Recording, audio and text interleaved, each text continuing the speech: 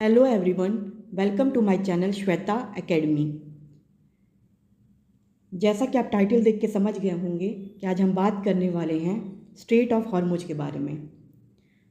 Video में आगे बढ़ने से पहले अगर आप चैनल पे नए हैं तो चैनल को सब्सक्राइब करना ना भूलें। तो चलिए शुरू करते हैं। सोचिए एक ऐसी जगह जहां अगर कुछ दिन के लिए शिप्स रुक जाएं तो पूरी दुनिया में पेट्रोल और डीजल के दाम अचानक बढ़ सकते हैं। स्ट्रेट ऑफ हॉर्मुज जो आजकल काफ़ी न्यूज़ में है, इस लिहाज से इसको समझना और डिस्कस करना काफ़ी इम्पॉर्टेंट हो जाता है।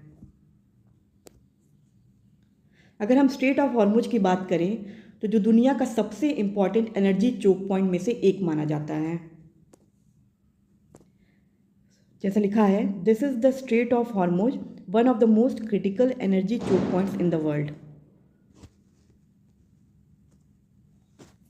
अगर हम एनर्जी रिपोर्ट्स की बात करें तो एनर्जी रिपोर्ट्स के मुताबिक हर दिन लगभग 20 से लेकर 21 मिलियन बैरल्स क्रूड ऑयल और पेट्रोलियम लिक्विड इसी रूट से पास होते हैं। रिसेंट एस्टिमेट की अगर हम बात करें 2023-25 के, एवरेज फ्लो जो रहा है वो रहा है approx 20.9 million barrels per day.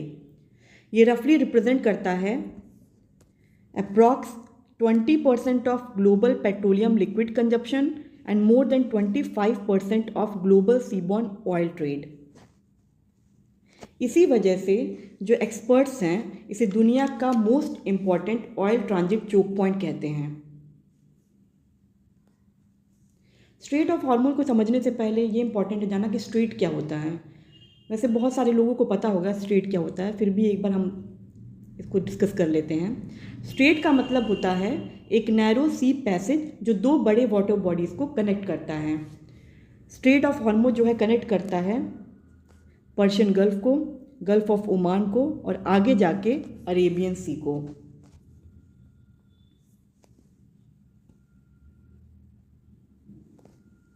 अगर हम ज्योग्राफी की बात करें यानी लोकेशन की स्ट्रेट ऑफ हॉर्मुज के, तो जियोग्राफिकली ये स्ट्रेट जो है वो दो रीजन्स के बीच में लोकेटेड है। अगर हम बात करें नॉर्थ कोस्ट में ईरान और साउथ कोस्ट में मुसंदम पेनिनसुला, यानी जो स्ट्रेट ऑफ हॉर्मुज है वो नॉर्थ में ईरान और साउथ में ओमान का मुसंदम पेनिनसुला के बीच में स्थित है। जो मुसंदम पेनिनसुला है वो वास्तव में ओमान का एक एक्सक्लेव है जो यूएई के करीब है। अच्छा, आप लोग प्लीज़ कमेंट में बताइएगा कि एक्सक्लेव क्या होता है और ये जो मुसंदम पेनिनसुला है उसे ओमान का एक एक्सक्लेव क्यों कहा गया है, मतलब क्यों कहते हैं, इसे प्लीज़ आप लोग कमेंट में बताइएगा। अब आगे बढ़ते हैं। अगर हम लेंथ की बात करें तो स्ट्रेट ऑफ हॉर्मुज का जो लेंथ है वो है अप्रॉक्स 104 माइल्स यानी अप्रॉक्स 167 किलोमीटर, और जो इसका नैरोवेस्ट पॉइंट है वो है अप्रॉक्स 21 नॉटिकल माइल यानी अप्रॉक्स 39 किलोमीटर। अच्छा, नैरोवेस्ट पॉइंट क्या होता है? यह वो पॉइंट है जहाँ से शिप्स गुजरते हैं, जहाँ से शिप्स आते जाते हैं, उसी पॉइंट को नैरोवेस्ट पॉइंट कहते हैं। अब बात करते हैं शिपिंग लेन सिस्टम की। तो स्ट्रेट ऑफ हॉर्मुज जो है दुनिया के सबसे बिजी मैरीटाइम रूट्स में से एक है। अगर शिप्स की सेफ्टी और ट्रैफिक कंट्रोल के लिए अगर हम बात करें तो यहाँ पर ट्रैफिक सेपरेशन स्कीम यानी TSS यूज़ होती है। ठीक है। अब इसमें जो है आपका इनबाउंड लेन जो है वो है अप्रॉक्स 2 नॉटिकल माइल्स यानी अप्रॉक्स 3.7 किलोमीटर। वही सेम आपका आउटबाउंड लेन भी है और आपका बफर जोन भी है, तो तीनों ही 2 नॉटिकल माइल्स के हैं। अच्छा, इनबाउंड लेन क्या होता है? ये वो जगह होती है जहाँ पे स्ट्रेट के अंदर जो शिप्स आते हैं उस जगह को इनबाउंड लेन कहते हैं, और जो आउटबाउंड लेन है वहाँ मतलब शिप्स के स्ट्रेट से बाहर जाने वाली जो शिप्स होती हैं उस जगह को आउटबाउंड लेन कहते हैं। और बफर जोन इनबाउंड लेन और आउटबाउंड लेन के बीच का जो जगह होता है उसे बफर जोन कहते हैं। ये वो जोन होता है जहाँ पे इसको बनाया मतलब होता है ताकि शिप्स आपस में न टकराएं। इस वजह से जो टोटल कॉरिडोर विड्थ है वो अप्रॉक्स 6 नॉटिकल माइल्स का होता है मतलब। अब ये जो सिस्टम है इंटरनेशनल मैरीटाइम ऑर्गेनाइजेशन यानी IMO के रूल्स के अंडर ऑपरेट करता है। अब ग्लोबल एनर्जी इंपॉर्टेंस की अगर हम बात करें तो स्ट्रेट ऑफ हॉर्मुज जो है सिर्फ क्रूड ऑयल के लिए इम्पॉर्टेंट नहीं है, बल्कि ये लगभग 20% ग्लोबल LNG यानी लिक्विफाइड नेचुरल गैस ट्रेड भी इसी रूट से गुजरता है। और इसमें जो सबसे बड़ा LNG एक्सपोर्टर है वो है कतर। इस चीज़ को याद रखिएगा कि लार्जेस्ट LNG एक्सपोर्टर जो है इस रूट से वो है आपका कतर। ठीक है, अब आगे बढ़ते हैं। इसमें जो मेजर ऑयल कंट्रीज़ हैं तो उसकी बात करें तो पर्शियन गल्फ रीजन के ऑयल रिच कंट्रीज़ जो अपना ऑयल जो है इसी रूट से एक्सपोर्ट करते हैं वो हैं Saudi Arabia, Iran, Iraq, Kuwait, Qatar, UAE। Global seaborne oil trade का 25 से लेकर 30% अप्रॉक्स इसी रूट से गुजरता है, मतलब 25 से 30% के बीच में जो ग्लोबल सीबॉर्न ऑयल ट्रेड है वो इसी रूट से जाता है, गुजरता है। दुनिया भर में समुद्र के रास्ते जितना भी कच्चा तेल एक देश से दूसरे देश भेजा जाता है उसका लगभग 25 से 30% अकेले इसी एक पतले समुद्री रास्ते से होकर गुजरता है। अब इम्पोर्टेंस फॉर एशिया की बात करें तो एशिया के लिए कितना इम्पोर्टेंट है उसकी अगर हम बात करें तो स्ट्रेट से निकलने वाला जो ऑयल है तो स्ट्रेट से निकलने वाला ऑयल का 84 से लेकर 89% एशिया में जाता है। उसमें भी जो टॉप इम्पोर्टिंग कंट्रीज़ हैं वो चाइना, इंडिया, जापान और साउथ कोरिया। ये 4 कंट्रीज़ अकेले अप्रॉक्स 74 से लेकर 75% हिस्सा प्राप्त करते हैं ऑयल का इसी रूट से।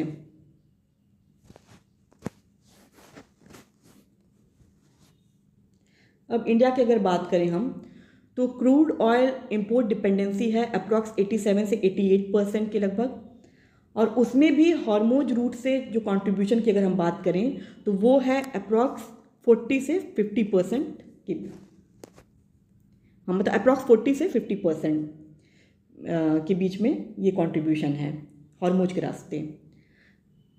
लेकिन फ़िलहाल भारत अपने क्रूड ऑयल इंपोर्ट का अप्रॉक्स 70% हिस्सा जो है वो हॉर्मोज मार्ग के बाहर से प्राप्त कर रहा है। एग्जाम्पल के तौर पे बात करें तो रशिया, ठीक है, तो इसका मतलब ये हुआ कि अगर अप्रॉक्स 70% हिस्सा बाहर हॉर्मोज के बाहर से प्राप्त ले रहा है तो अप्रॉक्स 30% क्रूड ऑयल ही हॉर्मोज मार्ग से आ रहा है। तो क्रूड ऑयल को लेकर डिपेंडेंसी थोड़ी कम हुई है, लेकिन LPG और LNG को लेकर थोड़ा सा है, क्योंकि LPG में अगर हम बात करें LPG को लेके तो भारत अपनी कुल खपत का लगभग 60% इंपोर्ट करता है LPG। अब उसमें भी अगर हम बात करें तो अप्रॉक्स 90% हिस्सा जो है वो इसी स्ट्रेट ऑफ हॉर्मुज से आता है। अब वैसे ही LNG की अगर हम बात करें तो भी अप्रॉक्स 50 से लेकर 60% हिस्सा हॉर्मुज के और वो भी हॉर्मुज में मुख्यतः कतर से आता है। ठीक है, इस लिहाज से ये रूट काफ़ी इम्पॉर्टेंट हो जाता है। और चूंकि कतर की अगर हम बात करें तो कतर का सारा शिपमेंट जो है वो इसी स्ट्रेट ऑफ हॉर्मुज से ही निकलता है, इसलिए भारत के कुल LNG इंपोर्ट का आधे से ज़्यादा हिस्सा इसी मार्ग पर निर्भर है। तो आप ये देख सकते हैं LPG इंपोर्ट अप्रॉक्स 90% हॉर्मुज के थ्रू और LNG सप्लाई अप्रॉक्स 50 से लेकर 60% हॉर्मुज के थ्रू, और वो भी मेनली कतर से। अब इसके लिए भी डिपेंडेंसी कम करने के लिए कुछ अल्टरनेटिव पाइपलाइन भी बनाई गई हैं। तो कुछ कंट्रीज़ ने जैसे अल्टरनेटिव पाइपलाइन डेवलप की हैं।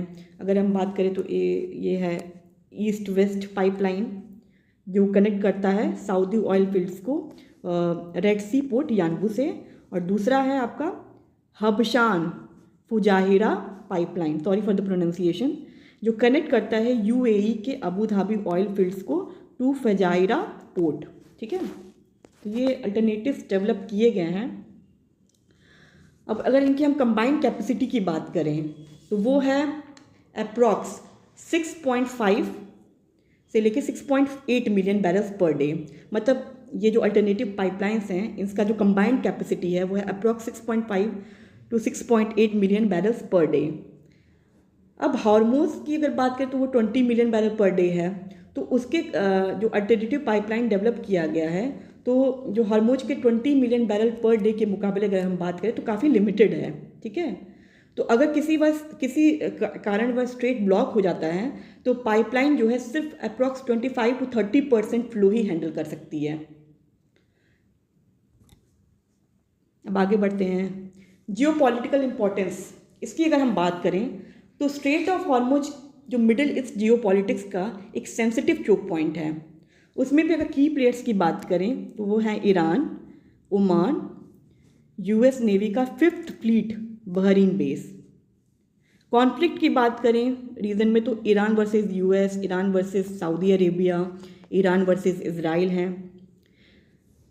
अगर टेंशन डायरेक्टली अगर टेंशन होता है यहाँ इस रीजन में, कोई क्यास होता है यहाँ पे इस रीजन में, तो डायरेक्टली अफेक्ट करेगा शिपिंग सिक्योरिटी को, ग्लोबल ऑयल प्राइसेस, मतलब ऑयल प्राइसेस ऊपर नीचे हो सकते हैं, ग्लोबल गवर्नमेंट को भी अफेक्ट करेगा, और एनर्जी एजेंसीज जो हैं वो इस रीजन पर क्लोजली नज़र रखती हैं, ठीक है।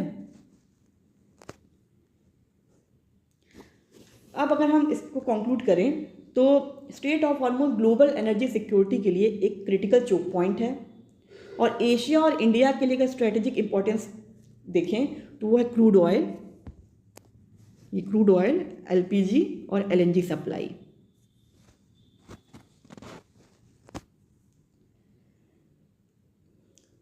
अभी इस मिडिल ईस्ट टेंशन के टाइम पूरी दुनिया की नज़र जो है वो इसी नैरो मैरीटाइम रूट्स पर टिकी हुई है। आज के टाइम पर स्ट्रेट ऑफ हॉर्मुज सिर्फ एक मैरीटाइम रूट नहीं बल्कि ग्लोबल एनर्जी सिक्योरिटी का बैकबोन है।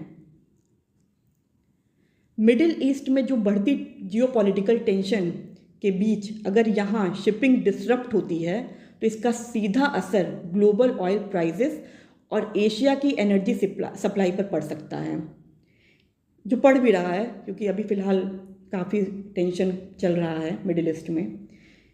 इंडिया ने क्रूड ऑयल सोर्सिंग डाइवर्सिफाई करके रिस्क जो है कुछ हद तक कम किया है, लेकिन एलपीजी और एलएनजी के लिए डिपेंडेंसी अभी भी है। इसलिए दुनिया भर की गवर्नमेंट और एनर्जी मार्केट्स की नज़र इसी छोटे से चोक पॉइंट पर टिकी हुई है अभी। लेकिन बड़ा सवाल ये उठता है कि क्या आने वाले वक्त में दुनिया स्ट्रेट ऑफ हॉर्मुज जैसे चोक पॉइंट्स पर अपनी डिपेंडेंसी कम कर पाएगी? अपनी राय कमेंट में ज़रूर लिखें, और अगर वीडियो पसंद आया हो तो लाइक शेयर करें, और अगर आप चैनल पर नए हैं तो चैनल को सब्सक्राइब करना ना भूलें। उसमें ज़्यादा टाइम तो लगेगा नहीं, मतलब 3 से 4 सेकंड आप वीडियो देखते देखते भी सब्सक्राइब कर सकते हैं। 3 से 4 सेकंड ही लगेगा, और इससे ये होगा कि मुझे भी थोड़ा मोटिवेशन मिलेगा और आगे वीडियोस बनाने का। तो बस फ़िलहाल आज के लिए इस वीडियो में इतना ही। Thank you.